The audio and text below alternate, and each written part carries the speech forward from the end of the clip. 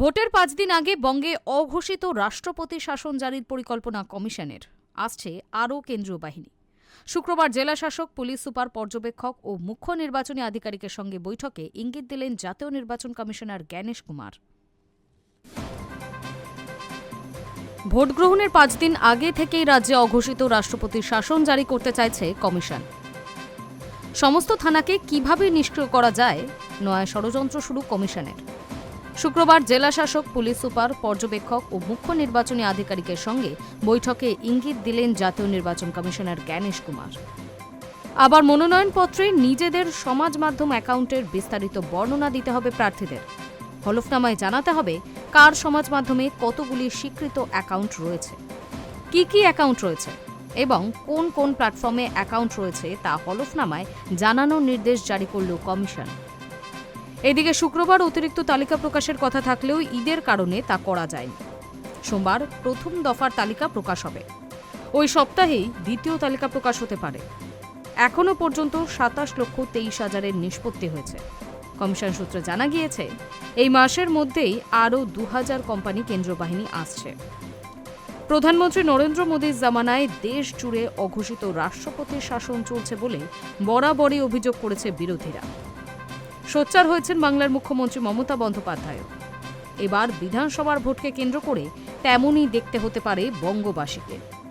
ভোটের আগে থানাগুলিকে নিষ্ক্রিয় করে আধা সেনার ওপর দায়িত্ব তুলে দেওয়ার পরিকল্পনা শুরু করল কমিশন। সূত্রের খবর, এদিন দফায় দফায় বৈঠকে জাতীয় নির্বাচন কমিশনের তরফে নির্দেশ দেওয়া হয়, ভোট গ্রহণের 5 দিন আগেই আধা সেনার হাতে এলাকার আইন শৃঙ্খলা রক্ষার দায়িত্ব ছেড়ে দিতে হবে। পুলিশ শুধু কেস ডায়েরি লিখবে এবং আইনি পদক্ষেপ করবে। ভোটের দিনও যাতে পুলিশকে নিষ্ক্রিয় রাখা যায় সেই পরিকল্পনাও শুরু করেছে কমিশন। আগে বুথে ভোটার লাইন ঠিক রাখার পাশাপাশি ভোটারদের সুযোগ সুবিধা দেখত কলকাতা ও রাজ্য পুলিশ। এবার সেই কাজ করতে হবে সংশ্লিষ্ট বুথের বিএলও ও আধা সেনাকে। এছাড়াও প্রার্থীদের প্রচারের ক্ষেত্রেও আগের তুলনায় আরও কড়া পদক্ষেপ করল কমিশন। শুক্রবার বিবৃতি জারি করে কমিশন জানিয়েছে, ভোটের আগে সমাজ মাধ্যমে ভুয়ো প্রচার রুখতে বিজ্ঞাপন দেওয়ার জন্য আগে সংশ্লিষ্ট কমিটির কাছ থেকে অনুমোদন নিতে হবে। অনুমোদন ছাড়া সমাজ মাধ্যম বা ইন্টারনেটে কোনো বিজ্ঞাপন দিলে তা নিয়মভঙ্গ হিসেবে ধরা হবে এবং প্রয়োজনীয় পদক্ষেপ করা হবে। কমিশনের বিজ্ঞপ্তিতে জানানো হয়েছে, রাজনৈতিক বিজ্ঞাপনের জন্য যে কোনো দল বা প্রার্থী বা সংগঠনকে মিডিয়া সার্টিফিকেশন অ্যান্ড মনিটরিং কমিটির অনুমোদন নিতে হবে। সমাজ মাধ্যমে বিজ্ঞাপনের ক্ষেত্রেও এই নিয়ম প্রযোজ্য। জেলার এমসিএমসিতে বিজ্ঞাপনের অনুমোদনের জন্য আবেদন করতে পারবেন প্রার্থীরা। স্বীকৃত দলের সদর দপ্তর থেকে নির্দিষ্ট সময়সীমার মধ্যে আবেদন করতে হবে। কমিশন জানিয়েছে, রাজ্যের মুখ্য নির্বাচনী আধিকারিকের নেতৃত্বে একটি আপিল কমিটিও তৈরি করা হয়েছে।